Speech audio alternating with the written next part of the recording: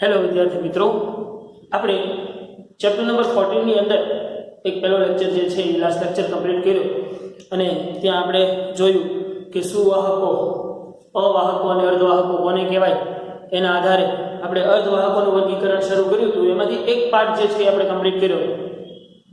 હવે આજે આપણે એમાં જે છે એ થોડુંક આગળ વધવાનું છે। અર્ધવાહકોના બે રીતે આપણે પ્રકાર પાડ્યા હતા, એક શુદ્ધ અર્ધવાહક અને બીજું અશુદ્ધ અર્ધવાહક। એમાંથી શુદ્ધ અર્ધવાહકમાં તો જોયું આપણે શુદ્ધ અર્ધવાહક અને બીજા કયા અશુદ્ધ અર્ધવાહક। હવે આપણે અહીંયા પણ ત્યારે ક્લિયર કરેલું હતું કે શુદ્ધ જે છે એની વાહકતા જે છે એ કેવી છે, ઓછી છે, અને અશુદ્ધ અર્ધવાહકો જે છે એની વાહકતા કેવી છે, વધુ છે।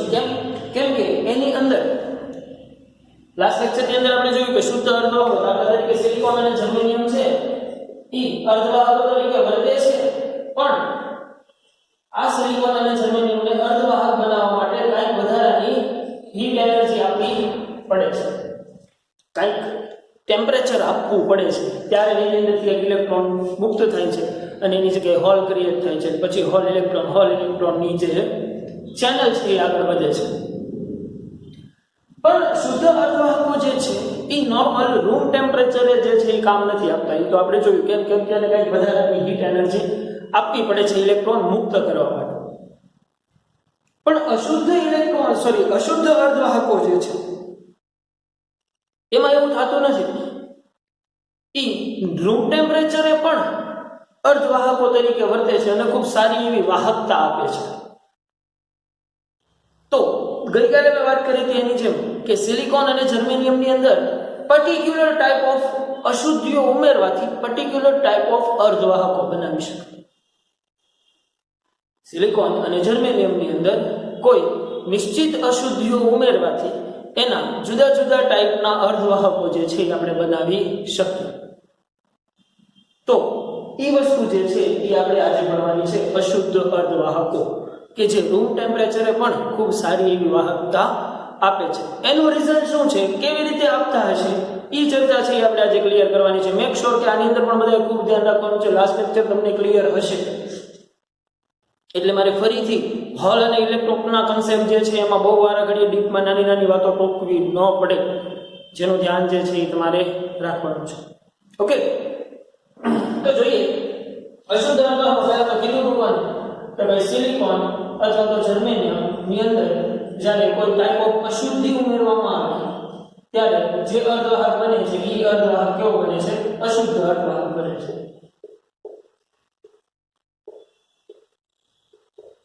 અને જેની વાહકતા જે છે એ કેવી છે, ઊંચી છે, ખૂબ ઊંચી છે અને નોર્મલ રૂમ ટેમ્પરેચરે પણ થઈ શકે છે। ફોર એક્ઝામ્પલ, હું અત્યારે એમાં બે પ્રકારના અર્ધવાહકો બનાવી શકાય, એક N પ્રકારના અર્ધવાહકો અને બીજા P પ્રકારના અર્ધવાહકો। હવે એ બંનેમાંથી આપણે એકને લાઈન બાય લાઈન જોઈએ। છોકરાઓ થિયરીની દ્રષ્ટિએ N પ્રકારના અર્ધવાહકો સમજાવો અને P પ્રકારના અર્ધવાહકો સમજાવો, ખૂબ IMP છે એટલે ખાસ ધ્યાન રાખજો। સૌથી પહેલા હું અત્યારે N પ્રકારના અર્ધવાહકોની અત્યારે ચર્ચા કરીએ આપણે। ચાલો, આમાં બે પ્રકાર પડશે, એક ટાઈપ ઓફ N અને એક ટાઈપ ઓફ P। હું અહીંયા પહેલા વાત કરું છું N પ્રકારના અર્ધવાહક, બરાબર? તો એના માટે મારે એક સિલિકોનનો પહેલા તો હું કીધું આપણે શું કરવું, મૂળ તો આપણે સિલિકોન અને જર્મેનિયમ જે અર્ધવાહક છે એ જ છે, પણ એની અંદર કંઈક વધારાની અશુદ્ધિઓ ઉમેરશું। ફોર એક્ઝામ્પલ, અત્યારે હું ઝડપથી સિલિકોનનો એક પરમાણુ જે છે એનું બંધારણ કરવાની ઝડપથી ટ્રાય કરું। આ એક સિલિકોનનો પરમાણુ છે,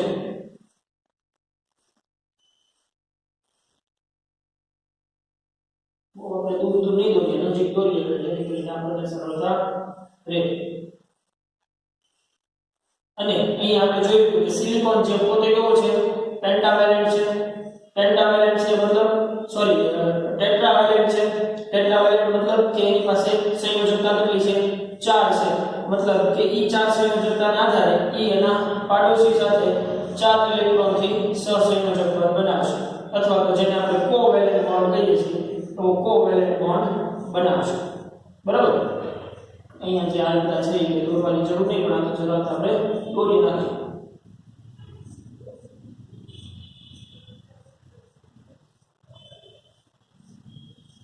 તો આવો એક સિલિકોનનો પરમાણુ છે કે જેની અંદર બધી જ બાજુએ ઇલેક્ટ્રોન્સ જે છે ઈ માનો કે ફોર એક્ઝામ્પલ આના પોતાના જે આ એક પરમાણુ જે છે આ એક પરમાણુના પોતાના 4 ઇલેક્ટ્રોન હોય તો એક અહીંયા હોય, એક અહીંયા હોય, એક અહીંયા હોય અને એક અહીંયા હોય.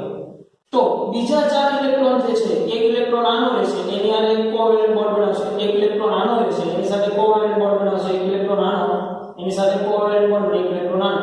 આવી રીતે કુલ 8 નું સર્કલ બનશે. બરાબર. અને આવી રીતે બધા જ ઇલેક્ટ્રોન બધા જ પરમાણુઓ છે એકબીજા સાથે આવી રીતે બોન્ડ બનાવીને એકબીજાના ઇલેક્ટ્રોન સાથે બોન્ડ બનાવીને બેઠા હશે. બરાબર. અહીંયા હું એની વસ્તુ ઝડપથી ડ્રો કરવાની ટ્રાય કરું છું.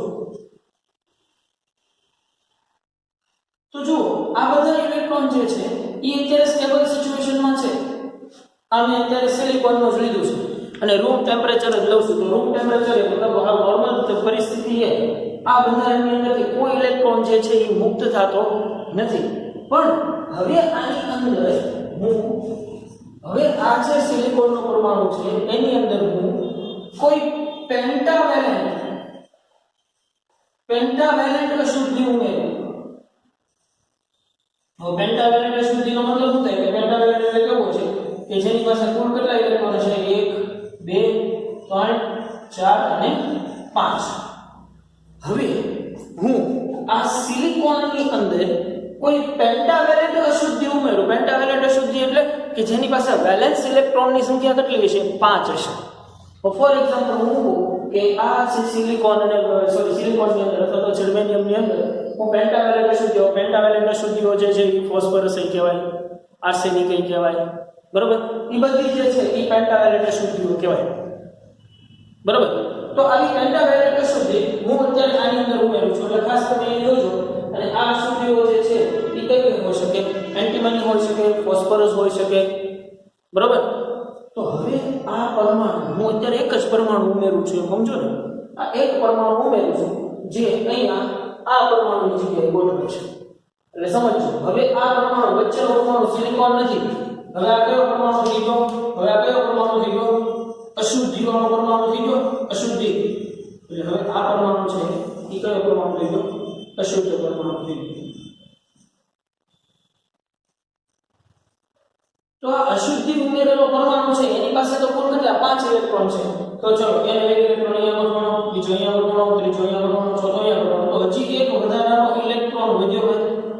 હજી એક વધારાનો ઇલેક્ટ્રોન વધ્યો ને. કેમ કે આની પાસે કુલ કેટલા ઇલેક્ટ્રોન છે? આની પાસે કુલ કેટલા ઇલેક્ટ્રોન છે વેલેન્સ બેન્ડની અંદર? આની પાસે વેલેન્સ બેન્ડની અંદર કુલ 5 ઇલેક્ટ્રોન છે. અને જ્યારે આ પેન્ટાવેલેન્ટ અશુદ્ધિને સિલિકોન કે જર્મેનિયમની અંદર નાખવામાં આવે છે ત્યારે સિલિકોન અને જર્મેનિયમ પોતે કેવા? ટેટ્રાવેલેન્ટ. આ જે છે હું અહીંયા લખી નાખું. ચલો સિલિકોનનો પરમાણુ લઉં છું. સિલિકોન જે પોતે કેવું છે? ટેટ્રાવેલેન્ટ છે. ટ્રાઇવેલેન્ટ એટલે ટ્રાય એટલે 3 થાય, ટેટ્રાવેલેન્ટ એટલે 4 કે જેની પાસે સંયોજકતા કેટલી છે? 4 ની છે, જેની અંદર 4 વેલેન્સ ઇલેક્ટ્રોન છે. તો હવે પેન્ટાવેલેન્ટ ને અહીંયા મૂકું છું તો 4 તો ચલો સહસંયોજક બનવામાં આવી જશે. બરાબર. 4 ઇલેક્ટ્રોન તો આવી ગયા. તો એક વધારાનો અશુદ્ધિનો ઇલેક્ટ્રોન વધ્યો કેમ કહેવાય? આ વધારાનો ઇલેક્ટ્રોન જે છે એ વધ્યો કહેવાય. અને આ ઇલેક્ટ્રોન જે વધારાનો આપણે કહીએ છીએ, જે આ ઇલેક્ટ્રોન વધારાનો આપણે કહીએ છીએ એ ઇલેક્ટ્રોન વાહક તરીકે વર્તશે. કેમ કે પહેલા તો આની પાસે શું હતું? કોઈ પણ જાતનો મુક્ત ઇલેક્ટ્રોન હતો નહીં. સમજો, પહેલા આની પાસે કોઈ પણ જાતનો મુક્ત ઇલેક્ટ્રોન હતો નહીં, એટલે એ વાહક નહોતું.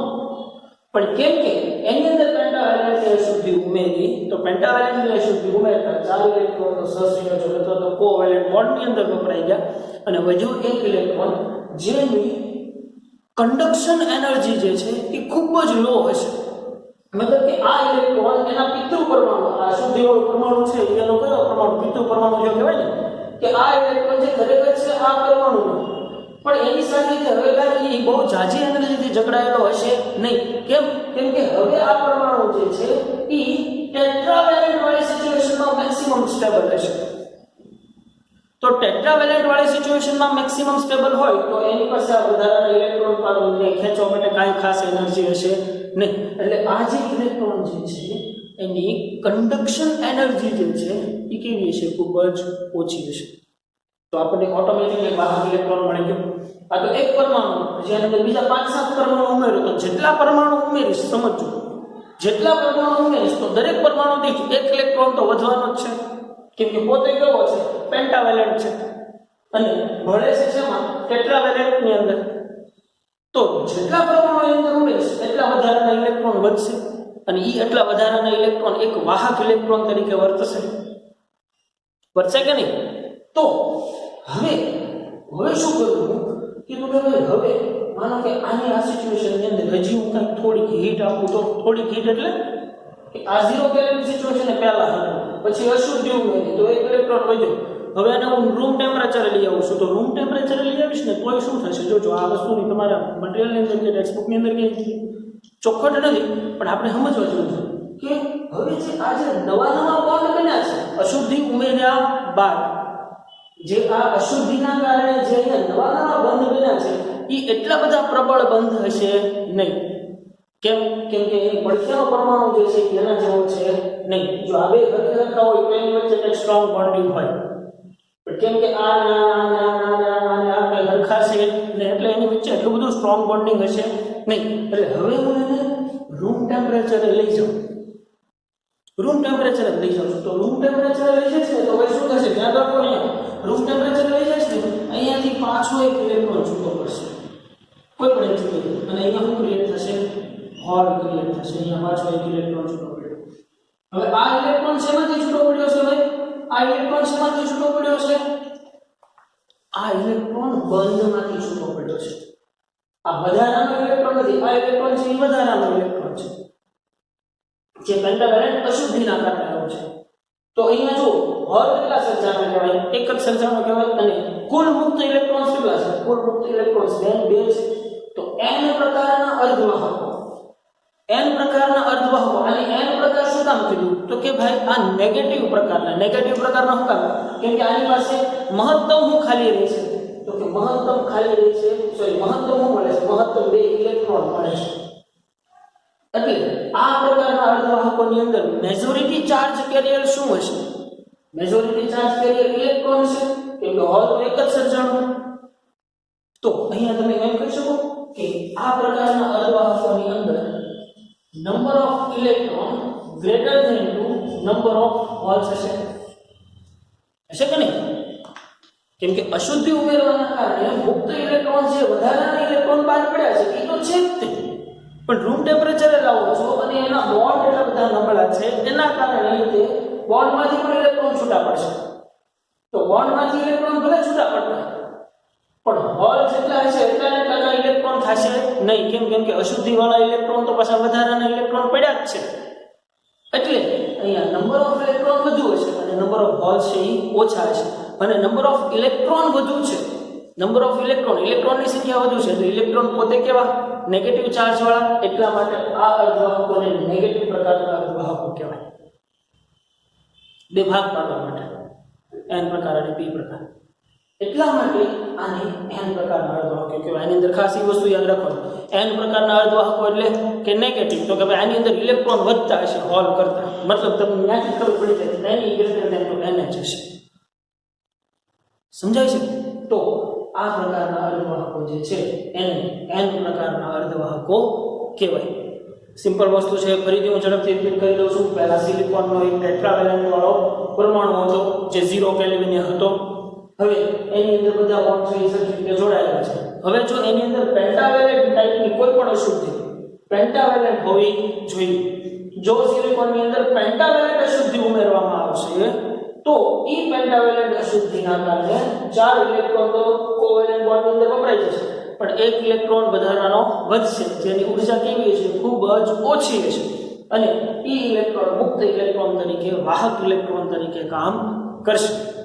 હવે આના મોડેલને અશુદ્ધિ સાથે જ આના મોડેલને રૂમ ટેમ્પરેચરે લાવવામાં આવે તો જે અશુદ્ધિ વાળા બોન્ડ જે છે એ નબળા પડશે.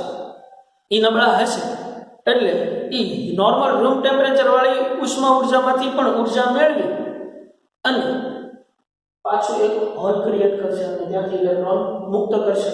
તો અહીંયા જો 2 ઇલેક્ટ્રોન અને 1 હોલ મતલબ કે Ne NH થશે. કેમ કે તમારી અશુદ્ધિ જેટલી તમે નાખશો એટલા ઇલેક્ટ્રોન તો એક તો દરેક અશુદ્ધિના પરમાણુમાંથી એક ઇલેક્ટ્રોન તો રહેવાનો જ છે.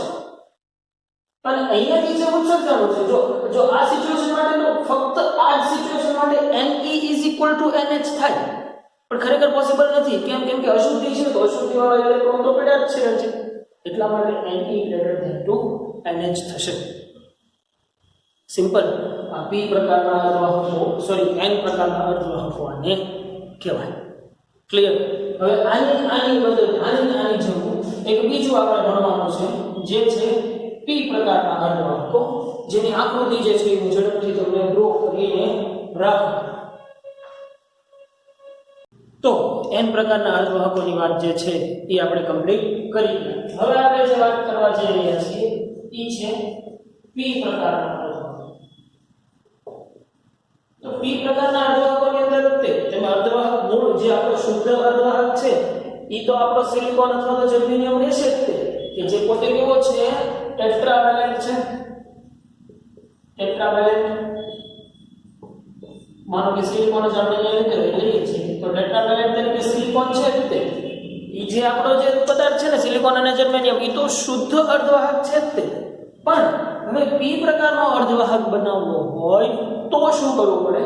તો કે માનો કે આપણો ટેટ્રાવેલેન્ટ સિલિકોનનો પરમાણુ છે કે જેની અંદર 4 સંયોજકતા છે એટલે 4 ઇલેક્ટ્રોન એકબીજા સાથે કોવેલેન્ટ બોન્ડ બનાવતા એના પાડોશી પરમાણુ સાથે જોવા મળે. પણ જો આ સિલિકોનની અંદર હું કોઈ ટ્રાઇવેલેન્ટ અશુદ્ધિ ઉમેરું, કોઈ ટ્રાઇવેલેન્ટ અશુદ્ધિ, તો ટ્રાઇવેલેન્ટ અશુદ્ધિ મતલબ તમને આ શબ્દ ઉપરથી સમજાઈ ગયું કે જેની પાસે વેલેન્સ બેન્ડના ઇલેક્ટ્રોન કેટલા હશે ભાઈ? તો કે 1 2 અને 3. જો હું આવી કોઈ ટ્રાઇવેલેન્ટ અશુદ્ધિ છે એને હું આની અંદર ઉમેરું, એને હું શુદ્ધ સિલિકોન કે જર્મેનિયમની અંદર ઉમેરું અને જે અર્ધવાહક બને એ p પ્રકારનો અર્ધવાહક બને. તો કે કઈ રીતે? તો કે ભાઈ ટ્રાઇવેલેન્ટ અશુદ્ધિ છે તો ટ્રાઇવેલેન્ટ અશુદ્ધિ મતલબ કે એના પરમાણુ પાસે કેટલા વેલેન્સ ઇલેક્ટ્રોન છે? 3. હવે માનો કે આ વચ્ચેનો પરમાણુ જે સિલિકોનનો છે એ દૂર થઈ ગયો. એની જગ્યાએ અત્યારે માનો કે જોડાણો આ ટ્રાઇવેલેન્ટ પરમાણુ. ચલો એની જગ્યાએ આવી ગયો અત્યારે આ ટ્રાઇવેલેન્ટ પરમાણુ, બરોબર, કે જેની પાસે કુલ કેટલા વેલેન્સ ઇલેક્ટ્રોન છે? 3 છે. એટલે 3 વેલેન્સ ઇલેક્ટ્રોન છે તો એક અહીંયા આવી ગયો, એક અહીંયા આવી ગયો અને એક અહીંયા આવી ગયો. તો 3 ઇલેક્ટ્રોન તો આવી ગયા. તો જુઓ જોઈએ અહીંયા આ જગ્યાએ એક હોલ ક્રિએટ થયું. કેમ કે જે મેં અશુદ્ધિ ઉમેરી છે એ કેવા પ્રકારની છે? એ અશુદ્ધિ ટેટ્રાવેલેન્ટ પ્રકારની છે એટલે એના 3 ઇલેક્ટ્રોન તો ગોઠવાઈ જાય 1 2 અને 3. તો આ સહસંયોજક બોન્ડની અંદર એક વધારાનું હું સર્જાણું કહેવાય, હોલ સર્જાણું કહેવાય. તો આ જે સર્જાણું છે એનું સર્જાણું છે એક હોલ સર્જાણું. અને મેં તમને લાસ્ટ લેક્ચરની અંદર પણ વાત કરી હતી હોલ કે જે શું દર્શાવે છે કે હોલ કે જે ઇલેક્ટ્રોન એક્સેપ્ટ કરી શકશે, મતલબ કે એને કંઈક નેગેટિવ ચાર્જ જોતો છે એટલે પોતે કેવો છે પોઝિટિવ ચાર્જ, એક વાસ્તવિક નહીં પણ કેવો આભાસી ધન વીજભારિત કણની જેમ હોલ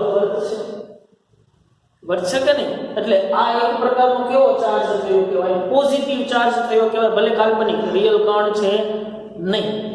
તો જ્યારે ટેટ્રાવેલેન્ટ અશુદ્ધિની અંદર કોઈ ટેટ્રાવેલેન્ટ અર્ધવાહકની અંદર કોઈ ટ્રાઇવેલેન્ટ અશુદ્ધિ ઉમેરવામાં આવે છે ત્યારે એની સહસંયોજક બંધના આધારે એક હોલ જે છે એ ખાલી રહે છે. આ તો વાત થઈ ગઈ 0 કેલ્વિન.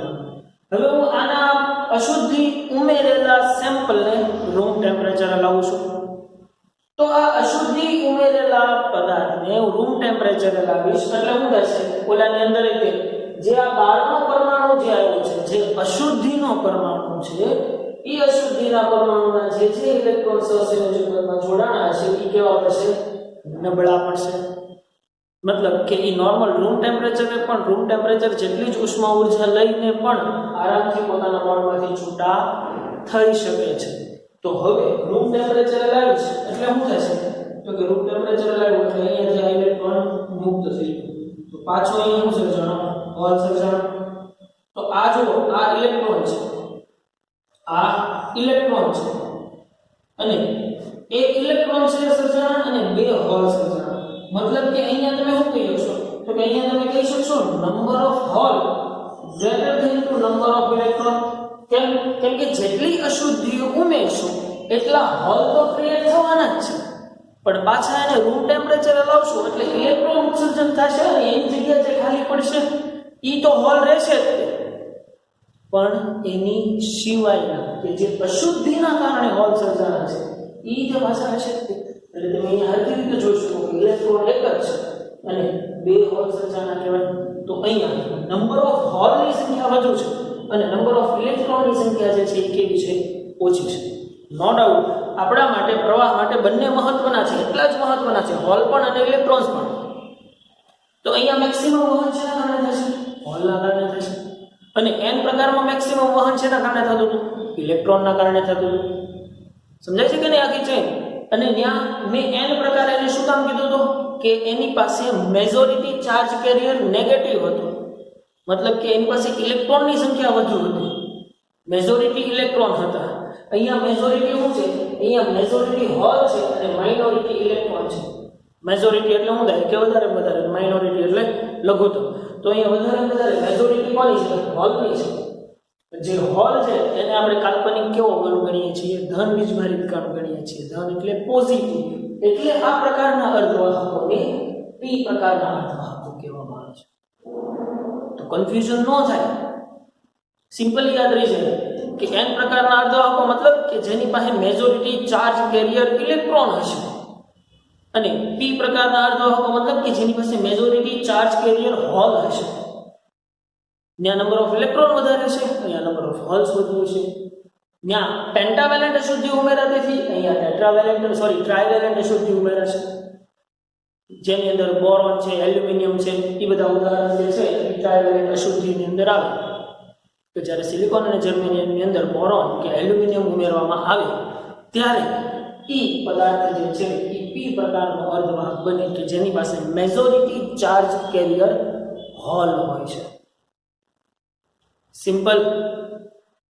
હવે અહીંયા ઓલું જો n પ્રકાર સમજાઈ ગયું હોય તો p પ્રકાર સમજવાની અંદર કોઈ કન્ફ્યુઝન વધારાનું રહે નહીં. અચ્છા, હવે આ વસ્તુ તમને સમજાઈ ગઈ હોય તો હું આ વસ્તુ પૂછી અને આપણે p પ્રકાર અને n પ્રકારને બંનેને એક સાથે સાથે લેતા જઈએ તો તમને બહુ વધારે મજા આવશે. હવે આ આકૃતિને વારંવાર યાદ કરવાની જરૂર પડે નહીં. તો આપણે એના તફાવતના મુદ્દાની દ્રષ્ટિએ વિચારીએ અથવા તો આપણી ભાષામાં યાદ રાખવા માટે કે નાના સ્મોલ નોટમાં લખવું હોય તો પણ લખી શકીએ. તો કે ભાઈ હું અહીંયા પાર્ટીશન કરી નાખું, અહીંયા n પ્રકાર અને અહીંયા p પ્રકાર, બરોબર. આ બંનેના તફાવતના મુદ્દા બને એટલે આપણે લખી નાખીએ જેથી કરીને આપણને બે એકબીજાને આધારે યાદ રહેશે, બરોબર. તો કે ભાઈ n પ્રકાર અશુદ્ધિ કેવી? અહીંયા અશુદ્ધિ ઉમેરાશે પેન્ટાવેલેન્ટ, અને અહીંયા અશુદ્ધિ કેવી? ટ્રાઇવેલેન્ટ. અહીંયા શું થશે? ઇલેક્ટ્રોનની સંખ્યા વધુ છે, મતલબ અહીંયા Ne greater than to NH થશે, અને અહીંયા શું થશે? NH greater than to Ne થશે. અહીંયા મેજોરિટી ચાર્જ કેરિયર તરીકે કોણ છે? મેજોરિટી ચાર્જ કેરિયર એટલે કે વધારે કયો વિદ્યુતભાર છે? ધન વિદ્યુતભાર કે ઋણ વિદ્યુતભાર? તો કે અહીંયા મેજોરિટી ચાર્જ કેરિયર તરીકે ઇલેક્ટ્રોન હશે. બધા હતા ને ઇલેક્ટ્રોન એટલે અહીંયા જો Ne greater than to NH, અને અહીંયા મેજોરિટી ચાર્જ કેરિયર તરીકે કોણ છે? મેજોરિટી ચાર્જ કેરિયર તરીકે કોણ છે? હોલ છે.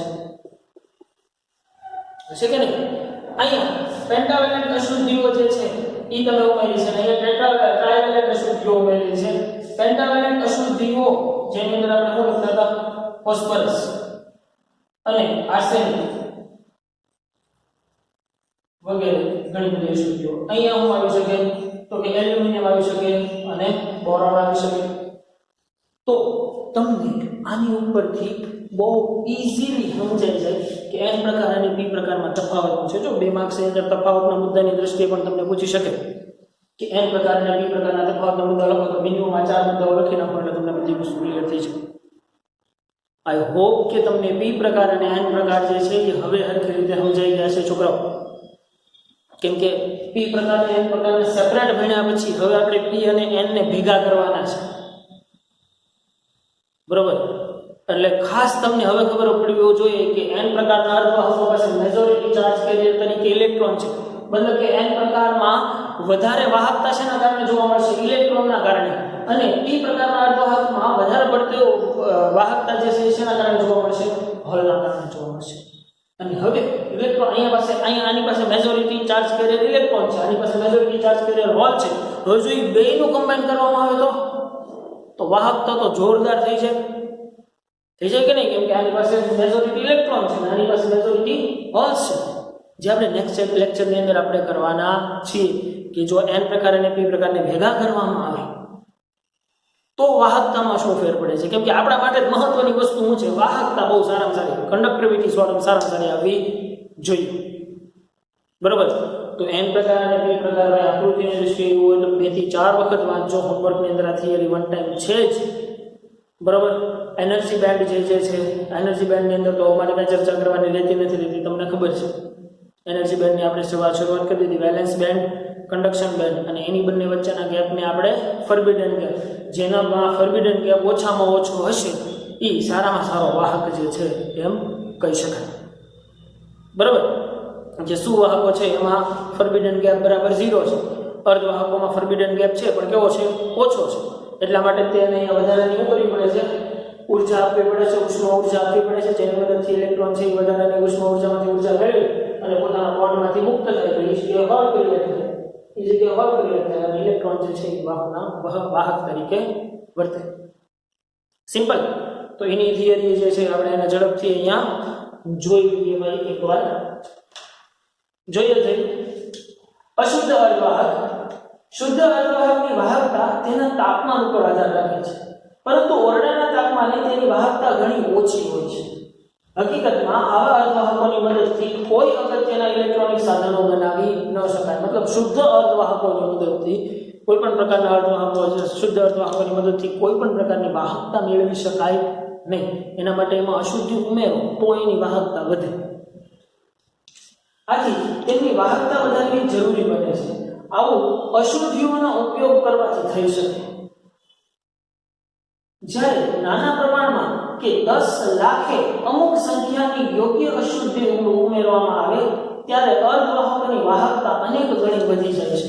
ખરેખર આનો રેશિયો, અશુદ્ધિ ઉમેરવાનો રેશિયો શું છે ખબર છે? અશુદ્ધિ ઉમેરવાનો રેશિયો જે છે એ કંઈક આટલો છે. અશુદ્ધિ ઉમેરવાનો રેશિયો 1:10⁶ છે. યાદ રાખી લેજો, ખાસ લખવું તો લખી લેજો કે 10 લાખ પરમાણુએ એક અશુદ્ધિ વાળો પરમાણુ મુકાય. આનો મતલબ શું થાય? આ શુદ્ધ પરમાણુની સંખ્યા છે અને આ જે છે એ અશુદ્ધ પરમાણુની સંખ્યા. તો 10 લાખ પરમાણુએ 10 લાખ શુદ્ધ પરમાણુએ એક અશુદ્ધિનો અણુ ઉમેરવામાં આવે તો પણ એની વાહકતા જે છે એ ખૂબ સારી મેળવી શકાય. આકાશ લખી નાખજો, MCQ સ્વરૂપે ક્યાંક આવી છે. ની યોગ્ય અશુદ્ધિ શુદ્ધ અર્ધવાહકમાં ઉમેરવામાં આવે ત્યારે અર્ધવાહકની વાહકતા અનેક ગણી વધારી શકાય. આવા દ્રવ્યો અશુદ્ધ અર્ધવાહકો અથવા તો એક્સટ્રિન્સિક અર્ધવાહકો સેમિકન્ડક્ટર્સ કહેવામાં આવે છે. હેતુપૂર્વક ઇચ્છનીય અશુદ્ધિ ઉમેરવાની ઘટનાને ડોપિંગ કહે છે અને અશુદ્ધ પરમાણુઓને ડોપાન્સ કહે છે. જો આની અંદર અશુદ્ધિ ઉમેરવાની પ્રક્રિયાને ડોપિંગ કર્યું કહેવાય. અહીં યાદ લેવાનું છે, સિમ્પલ. અશુદ્ધિ ઉમેરવાની પ્રક્રિયાને શું કહેવાય છે ભાઈ? અશુદ્ધિ ઉમેરવાની પ્રક્રિયાને ડોપિંગ કર્યું કહેવાય. અને જે આ અશુદ્ધ પરમાણુ છે એને ડોપન્સ કહેવાય છે. શું કહેવાય છે? ડોપન્સ. અશુદ્ધ પરમાણુને, શુદ્ધ પરમાણુને અશુદ્ધ પરમાણુને ડોપન્સ કહેવાય છે. આ ડોપન્સને જ્યારે શુદ્ધ પરમાણુમાં નાખવામાં આવે અને એ ઘટનાને ડોપિંગ કહેવાય. આવા પદાર્થને ડોપ સેમિકન્ડક્ટર પણ કહે છે, અશુદ્ધિ સાથે વાળા. ડોપન્સ એવો હોવો જોઈએ કે જે શુદ્ધ અર્ધવાહક સ્ફટિકની રચનાને વિકૃત ન કરે. મતલબ કે આ જે અશુદ્ધિ આપણે અંદર ઉમેરીએ છીએ એની મદદથી પદાર્થ જે છે આપણો મૂળ સિલિકોન જે છે એના ગુણધર્મોમાં કાંઈ વધારે વિકૃતિ આવવી જોઈએ નહીં. કે ટૂંકમાં સાદી ભાષામાં કહો તો કોઈ પણ જાતની વધારાની કેમિકલ રિએક્શન્સ અહીંયા ભાગ લેતી હોવી જોઈએ નહીં, કે જેથી કરીને આપણા મૂળ બંધારણની અંદર મૂળ સિલિકોનના બંધારણમાં કાંઈ ફેરફાર થાય એવું થવું જોઈએ નહીં. એવો અશુદ્ધિ જે છે એ આપણે પસંદ કરવાની. તે સ્ફટિકમાં થોડાક શુદ્ધ અર્ધવાહક પરમાણુઓના સ્થાને ગોઠવાય છે. આમ કરવા માટેની જરૂરી શરત એ છે કે ડોપન્સ, કે જેને આપણે અશુદ્ધિ કહીએ છીએ, ડોપન્સ અને અર્ધવાહક પરમાણુઓના કદ લગભગ બરાબર સમાન હોવા જોઈએ.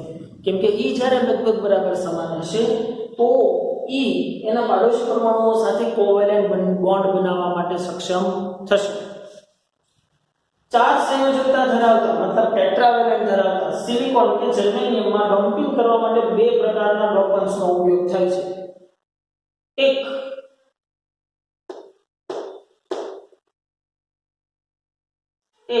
કે જે પેન્ટાવેલેન્ટ, કે જેના વેલેન્સ ઇલેક્ટ્રોનની સંખ્યા કેટલી છે? 5 છે, જેમ કે આર્સેનિક, એન્ટિમની, ફોસ્ફરસ વગેરે. અને ટ્રાઇવેલેન્ટ કે જેમાં કે ઇન્ડિયમ, બોરોન અને એલ્યુમિનિયમ. હવે આપણે એ સમજીશું કે કેવી રીતે ડોપિંગ અર્ધવાહકમાં વિદ્યુતભાર વાહકોની સંખ્યા બદલે છે. તો સિલિકોન અને જર્મેનિયમ આવર્ત કોષ્ટકમાં ચોથા સમૂહમાં આવે છે. આથી આપણે ડોપિંગ માટેનું તત્વ નજીકના પાંચમા કે ત્રીજા સમૂહમાંથી પસંદ કરવું જોઈએ. ચોથા સમૂહની અંદર આવે છે તો પાંચમા અથવા તો ત્રીજા મૂલ્યો તો લગભગ બરાબર એના કદ છે એ કેવા હોય એની જેટલા હોય. તો અહીંયા શરત એ છે આપણે કે કદ સરખા હોવા જોઈએ, કે જેથી સાપેક્ષ મુજબ ડમ્પિંગ કરવાના પરમાણુના કદ સિલિકોન અને જર્મેનિયમના કદ જેટલા હોય. સિલિકોન કે જર્મેનિયમમાં પેન્ટાવેલેન્ટ અને ટ્રાઇવેલેન્ટ ડોપન્ટ્સ બે સંપૂર્ણ જુદા પ્રકારના અર્ધવાહકો આપે છે, કે જે નીચે મુજબ સમજાવ્યા છે. સૌથી પહેલું n પ્રકારના અર્ધવાહકો. જો આ +4 અહીંયા વચ્ચે +5. શું કામ? કેમ કે આ +4 મતલબ કે આ ટેટ્રાવેલેન્ટ સિલિકોનનો પરમાણુ છે અને એની અંદર +5 કે જે પેન્ટાવેલેન્ટ અશુદ્ધિ ઉમેરવામાં આવી તો 1 2 3 4 5 6 7 8 આ ઇલેક્ટ્રોન તો ગોઠવાઈ ગયા, પણ એક વધારાનો ઇલેક્ટ્રોન જે છે એ અહીંયા વધ્યો છે. બરોબર છે. આપણે આવી જગ્યા છે ઝડપથી વાંચી છીએ. ધારો કે આપણે આકૃતિમાં દર્શાવ્યા મુજબ સિલિકોન કે જર્મેનિયમને પેન્ટાવેલેન્ટ તત્વ વડે ડમ્પિંગ કરીએ છીએ. જ્યારે +5 વેલેન્સી વાળા તત્વને પરમાણુ સિલિકોન સ્ફટિક બંધારણમાં કોઈ પરમાણુની જગ્યાએ ગોઠવાય છે ત્યારે તેના 4 ઇલેક્ટ્રોન આજુબાજુમાં આવેલા 4 સિલિકોનના પરમાણુઓ સાથે બંધ રચે છે. જ્યારે પાંચમો ઇલેક્ટ્રોન આ પિતૃ પરમાણુ સાથે અત્યંત નબળી રીતે બંધિત હોય છે. જે વધારાનો ઇલેક્ટ્રોન બનતો હતો ને, મેં શું કીધું હતું, કેમ કે એ હવે કેવો થઈ ગયો છે, એના વેલેન્સ બેન્ડમાંથી બહાર નીકળી ગયો છે. એટલે વેલેન્સ બેન્ડ કરતાં એની એનર્જી જે છે એ ઓછી થઈ ગઈ છે. કારણ કે પાંચમો ઇલેક્ટ્રોન બંધ અથવા તો બોન્ડ બનાવવામાં વપરાતા 4 ઇલેક્ટ્રોનના પરમાણુની અસરકારક ગર્ભના ભાગ તરીકે જુએ છે. પરિણામે આ ઇલેક્ટ્રોનને મુક્ત કરવા માટે જરૂરી આયનાઇઝેશન ઊર્જા ઘણી ઓછી હોય છે અને ઓરડાના તાપમાને પણ તે અર્ધવાહક સ્ફટિકમાં ગતિ કરવા માટે મુક્ત હોય છે. ઉદાહરણ તરીકે ઇલેક્ટ્રોનને પરમાણુમાંથી મુક્ત કરવા માટે જર્મેનિયમ માટે 0.01 ઇલેક્ટ્રોન ઊર્જાની જરૂર પડે છે અને સિલિકોન માટે 0.05 ઇલેક્ટ્રોન ઊર્જા જોઈએ છે. આ ઊર્જા ઓરડાના તાપમાને શુદ્ધ અર્ધવાહક માટે ફોર્બિડન ગેપમાંથી સંક્રાંતિ કરવા માટે જરૂરિયાત પૂરતી છે. જે જર્મેનિયમ માટે 0.72 મળી જાય અને સિલિકોન માટે 1.1 ઇલેક્ટ્રોન કરતાં ઘણી બધી ઓછી છે. આમ પેન્ટાવેલેન્ટ પરમાણુ એક વધારાનો ઇલેક્ટ્રોન વહન માટે આપે છે અને તેથી તે દાતા અશુદ્ધિ કહેવાય. કેમ કે એક વધારાનો ઇલેક્ટ્રોન્સ આપે છે એટલે એ દાતા અશુદ્ધિ કહેવાય. આ જે છે એ પણ દાતા અશુદ્ધિ, પણ એ વધારાનો શું આપે છે? એક હોલ આપે છે વહન માટે. બરાબર. વહન માટે પ્રાપ્ય એવા ઇલેક્ટ્રોનની સંખ્યાનો આધાર ડોપિંગના પ્રમાણ પર છે અને તે આસપાસના તાપમાનના વધારા પર આધારિત રાખતું નથી.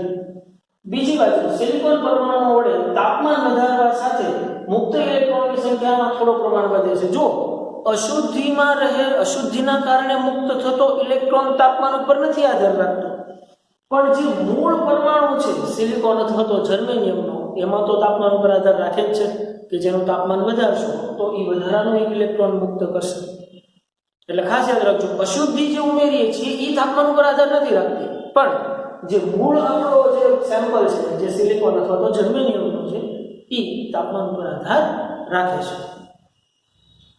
ડમ્પિંગ કરેલા અર્ધવાહકમાં વાહક ઇલેક્ટ્રોનની કુલ સંખ્યા Np એ દાતા ઇલેક્ટ્રોનને આપેલા ઇલેક્ટ્રોનના કારણે અને અશુદ્ધ વાહકના કારણે છે, જ્યારે હોલની કુલ સંખ્યા Nh એ ફક્ત શુદ્ધ વાહકના કારણે છે. જે n પ્રકારમાં જે ઇલેક્ટ્રોન ઉત્સર્જાય છે એની સંખ્યા કેવી હશે? વધુ હશે. જ્યારે હોલ જે છે એ તો જે મૂળ પરમાણુ હતો એના કારણે જ સર્જાણો છે. જ્યારે ઇલેક્ટ્રોન છે એ મૂળ પરમાણુના કારણે પણ સર્જાણા છે અને કંઈક અશુદ્ધિના વધારાના ઇલેક્ટ્રોન હતા એના કારણે પણ સર્જાણા છે. એટલા માટે નંબર ઓફ ઇલેક્ટ્રોન ત્યાં વધુ હશે. પરંતુ હોલના જોડાણની સંખ્યા ઇલેક્ટ્રોનની સંખ્યા કરતાં વધારે છે, પરિણામે હોલની સંખ્યા હજી ઘટે છે. આમ યોગ્ય પ્રમાણમાં ડમ્પિંગ કરવાથી કન્ડક્શન ઇલેક્ટ્રોનની સંખ્યા હોલની સંખ્યા કરતાં ઘણી વધારી શકાય. આથી પેન્ટાવેલેન્ટ અશુદ્ધિ ઉમેરેલ અશુદ્ધ અર્ધવાહકમાં ઇલેક્ટ્રોન મેજોરિટી મતલબ બહુસંખ્યક વાહકો બને છે અને હોલ માઇનોરિટી મતલબ અલ્પસંખ્યાના વાહકો બને છે. આથી આ અર્ધવાહકને n પ્રકારના અર્ધવાહકો કહેવામાં આવે છે, કેમ કે એની પાસે મેજોરિટી ચાર્જ કેરિયર શું છે? ઇલેક્ટ્રોન છે, જે પોતે નેગેટિવ છે, એટલે એને n પ્રકારના કહેવાય. અહીંયા મેજોરિટી ચાર્જ કેરિયર હોય છે એટલે એને p પ્રકારના કહેવાય. આથી અર્ધવાહકો n પ્રકારના અર્ધવાહકો કહે છે અને n પ્રકારના અર્ધવાહકો માટે n > nh થશે. હવે જે વાત કરીએ p પ્રકારના અર્ધવાહકોની, તો p પ્રકારના અર્ધવાહકો જ્યારે સિલિકોન કે જર્મેનિયમને ટ્રાઇવેલેન્ટ કે જેની પાસે 3 વેલેન્સ ઇલેક્ટ્રોન છે એવી અશુદ્ધિ, દાખલા તરીકે એલ્યુમિનિયમ બોરોન અને ઇન્ડિયમ વગેરે વડે ડોપ કરવામાં આવે ત્યારે આવા પદાર્થ મળે છે. આ ડોપિંગ કરવા માટેના પરમાણુને સિલિકોન કે જર્મેનિયમ કરતાં એક ઓછો વેલેન્સ ઇલેક્ટ્રોન હોય છે, ટ્રાઇવેલેન્ટ હશે. આથી આ પરમાણુ આજુબાજુના 3 સિલિકોન પરમાણુઓ સાથે કોવેલેન્ટ બોન્ડ બંધ બનાવી શકે છે, પરંતુ ચોથા સિલિકોન પરમાણુ સાથે બોન્ડ બનાવતો નથી. બનાવવા માટે તેની પાસે ઇલેક્ટ્રોન હોતો નથી. આથી ચોથા પડોશી પરમાણુ અને ટ્રાઇવેલેન્ટ પરમાણુ વચ્ચેના બંધમાં આકૃતિમાં દર્શાવ્યા મુજબ એક ખાલી જગ્યા કે હોલ મળે છે. અહીંયા તો 3 ઇલેક્ટ્રોન આવી ગયા છે, પણ જે આની સાથે ઇલેક્ટ્રોન ભાગીદારી થઈ, આની સાથે થઈ, આની સાથે થઈ, પણ આ પરમાણુ સાથે ભાગીદારી થઈ નહીં, એટલે એ જગ્યાએ ખાલી જગ્યા અથવા તો હોલ ક્રિએટ થશે. સ્ફટિકમાં પડોશી સિલિકોન પરમાણુને હોલની જગ્યાએ એક ઇલેક્ટ્રોનની જરૂરિયાત હોવાથી બાજુમાં આવેલા પરમાણુની બહારની કક્ષામાં આવેલો ઇલેક્ટ્રોન કૂદીને આ જગ્યા પૂરી કરે છે અને પરિણામે તે પોતાના મૂળ સ્થાને ખાલી જગ્યા કે હોલ ઉત્પન્ન કરે છે. હવે એવું પણ થઈ શકે કે આનો ઇલેક્ટ્રોન જે છે એ ઉડીને અહીં આવી છે, તો એ અહીંયા આવી જાય તો અહીંયા તો જગ્યા ભરાઈ ગઈ, પાછો અહીંયા હું સર્જાણું હોલ સર્જાણું તેમ કહેવાય કે ન કહેવાય? માનો કે આની જગ્યા છે એ આ પૂરી છે, તો પછી પાછો અહીંયા ઇલેક્ટ્રોન આવી ગયો, પાછી એની જગ્યાએ હું થયો, પાછો હોલ ક્રિએટ થયો કહેવાય. આમ કન્ડક્શન માટે હોલ પ્રાપ્ત થાય છે. નોંધો કે ટ્રાઇવેલેન્ટ પરમાણુ જ્યારે ચોથા ઇલેક્ટ્રોનની બાજુમાં સિલિકોન પરમાણુ સાથે ભાગીદારી કરે ત્યારે પરિણામ સ્વરૂપે તે ઋણ વિદ્યુત ભારિત બને છે, પોતે મેળવશે. આથી p પ્રકારના અર્ધવાહકોમાં ડોપન્સ પરમાણુ આકૃતિમાં b માં દર્શાવ્યા મુજબ તેની સાથે સંકળાયેલ હોલ સાથે એક ઋણ વિદ્યુતભારવાળા કેન્દ્ર તરીકે ગણવામાં આવે છે અને તે દેખીતું છે કે તે એક એક્સેપ્ટ પરમાણુ અથવા તો જેને હોલ કહેવામાં આવે છે. આ હોલ શુદ્ધ અર્ધવાહકમાં હોલ ઉપરાંત છે, જ્યારે વાહક ઇલેક્ટ્રોનનો ઉદ્ગમ ફક્ત શુદ્ધ અર્ધવાહકમાં જ છે. જો આ જે હોલ સર્જાણું શેના કારણે સર્જાણું? અશુદ્ધિના કારણે સર્જાણું. અને અહીંયા જે હોલ સર્જાણું ઈશાના કારણે સર્જાણું કે જે આ મૂળ પરમાણુ છે એને કઈ ઉષ્મા ઊર્જા આપવામાં આવી અને એના કારણે આ હોલ સર્જાણું છે. એટલે સમજો તો અહીંયા નંબર ઓફ હોલ છે એ સતત વધતા જશે, પણ નંબર ઓફ ઇલેક્ટ્રોન જે છે એ કેવા હશે? ઓછા હશે. આવા હોલ શુદ્ધ અર્ધવાહકમાં હોલ ઉપરાંત કે જ્યાં ઇલેક્ટ્રોનનું ઉદ્ગમ ફક્ત શુદ્ધ અર્ધવાહકના કારણે છે. આમ આવા પદાર્થ માટે હોલ મેજોરિટી વાહકો અને ઇલેક્ટ્રોન માઇનોરિટી વાહકો છે. તેથી ટ્રાઇવેલેન્ટ અશુદ્ધિઓ ડોપ પહેલા અશુદ્ધ અર્ધવાહક p પ્રકારના અર્ધવાહકો કહેવાય પી પ્રકારના અર્ધવાહકો માટે ઇલેક્ટ્રોન હોલના પુનઃસંયોજનની પ્રક્રિયાના કારણે શુદ્ધ રીતે ઉત્પન્ન થયેલા ઇલેક્ટ્રોનની સંખ્યા ni માંથી ઘટીને ne થાય છે. આથી ni જે છે એ શું છે? ni કુલ મૂળ પરમાણુની સંખ્યા. બરાબર? તો મૂળ પરમાણુની સંખ્યા જેટલા ઇલેક્ટ્રોન જે છે એમાં ઇલેક્ટ્રોનની સંખ્યા તો શું થાય? ઘટશે. આથી NH greater than to Ne થશે. કોના માટે? p પ્રકારના અર્ધવાહકો માટે. હવે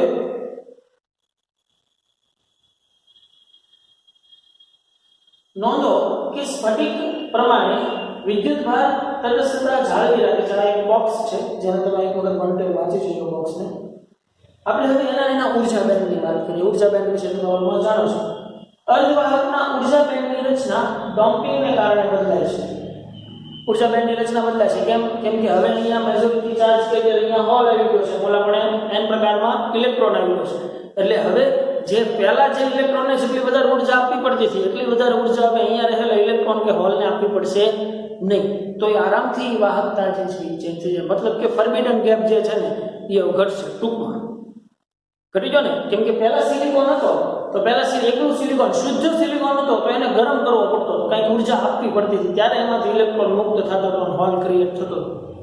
પણ હવે અશુદ્ધિ ઉમેરી છે તો ઓલરેડી n પ્રકારનો હશે તો એની પાસે ઓલરેડી ઇલેક્ટ્રોન હશે અશુદ્ધિ ઉમેરવાના કારણે. તો સ્વાભાવિક છે કે ઈ જે ઇલેક્ટ્રોન છે એને કાંઈ વધારાની ઊર્જાની બહુ જરૂર પડશે નહીં. મતલબ કે કન્ડક્શન બેન્ડ અને વેલેન્સ બેન્ડનો ગેપ જે છે એ ઘટશે. મતલબ કે ફોરબિડન ગેપ જે છે એ નાનો થઈ જશે હવે બંને પ્રકારો. અશુદ્ધ અર્ધવાહકોમાં દાતા અશુદ્ધિઓ અને સ્વીકારનાર અશુદ્ધિઓના કારણે વધારાના ઊર્જા સ્તરો પણ હાજર હશે. Ed અને Ea પણ હાજર હશે. n પ્રકારની અંદર શું હશે? તો કે n પ્રકારના સિલિકોન જર્મેનિયમમાં દાતા ઊર્જા સ્તર એ કન્ડક્શન બેન્ડના તળિયાના સ્તરથી થોડું નીચે હોય છે અને આ સ્તરમાંથી ઇલેક્ટ્રોન બહુ ઓછી ઊર્જા આપવાથી પણ કન્ડક્શન બેન્ડમાં જાય છે. ઓછી ઊર્જા એટલે ફોરબિડન ગેપ ઘટ્યો એમ કહેવાય. એટલે આને છે ને ખાલી વાંચજો તમે, પણ યાદ આપણી રીતે રાખજો. ઓરડાના તાપમાને મોટાભાગના દાતા પરમાણુઓનું આયનીકૃત થાય છે અને પરંતુ સિલિકોનના ઘણા ઓછા મતલબ 10^12 પરમાણુઓ આયનીકૃત થાય છે.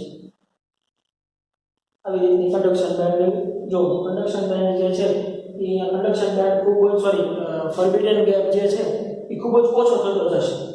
એટલે આટલી જેટલી ઊર્જા એની થઈ શું થાય ઘટી. મતલબ કે અહીંયાથી અહીંયા સુધી જઈ શકશે એ ઇલેક્ટ્રોન. પણ જે પરમાણુમાં છે, જે સિલિકોનના પરમાણુમાં છે એ પરમાણુને તો પાછી હજી કન્ડક્શન બેન્ડ ફોરબિડન ગેપ જેટલી એનર્જી જોશે જ. એટલે અહીંયા બે ટાઈપના ઇલેક્ટ્રોન. એક ઇલેક્ટ્રોન કે જે અશુદ્ધિના કારણે છે એને કન્ડક્શન થવા માટે, એને કન્ડક્શન બેન્ડમાં જવા માટે ખૂબ ઓછી ઊર્જાની જરૂર પડશે. પણ જે મૂળ સિલિકોન અને જર્મેનિયમના ઇલેક્ટ્રોન છે એને તો પાછી ફોરબિડન ગેપ જેટલી જ ઊર્જા જોશે.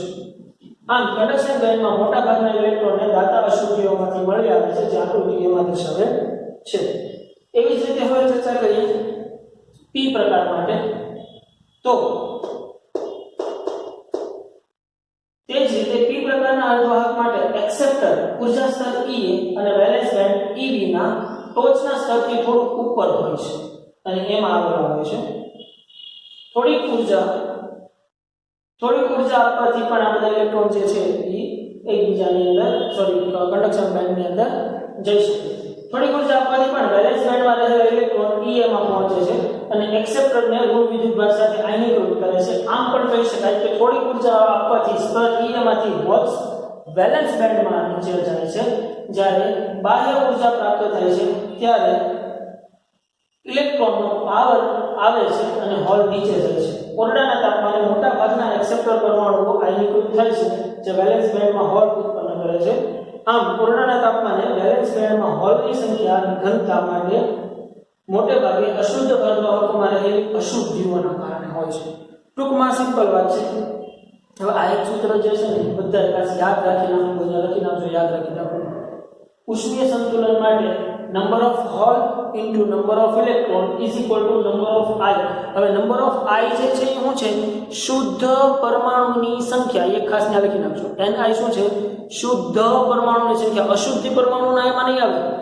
મતલબ માત્ર સિલિકોન અથવા તો જર્મેનિયમના જ પરમાણુ. એટલે આ સૂત્ર જે છે એ તારવવાનું ક્યાંય નથી, એટલે આને યાદ જ રાખી લેવાનું છે. Ne into NH is equal to Ni squared. યાદ રાખી લેવું, બરાબર ખાસ. તો થિયરી જે છે એ ઓલમોસ્ટ અહીંયા આપણી વાત પૂરી થાય છે. હવે આપણે આગળ વધવાના છીએ એ છે એના દાખલા અને MCQs ઉપર, બરાબર.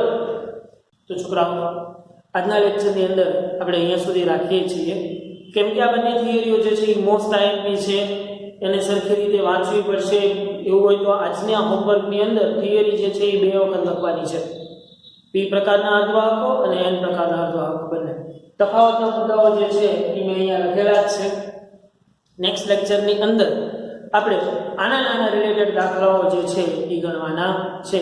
હું આ બોર્ડ જે છે એ એઝ જ રહેવા દઈશ, જેથી કરીને ત્યારે આપણે ફરીથી બધી જ વસ્તુ જે છે એ રિપીટ કરવી પડે નહીં. અધરવાઇઝ આપણે ઝડપથી રિપીટ કરી નાખશું, નો પ્રોબ્લેમ, બરાબર.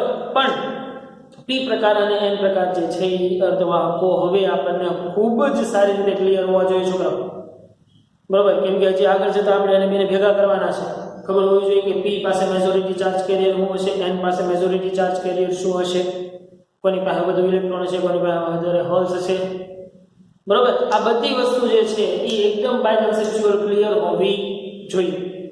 તો આજના લેક્ચરની અંદર આપણે રાખીએ છીએ અહીંયા સુધી. મળીએ પાછા નેક્સ્ટ લેક્ચરની અંદર.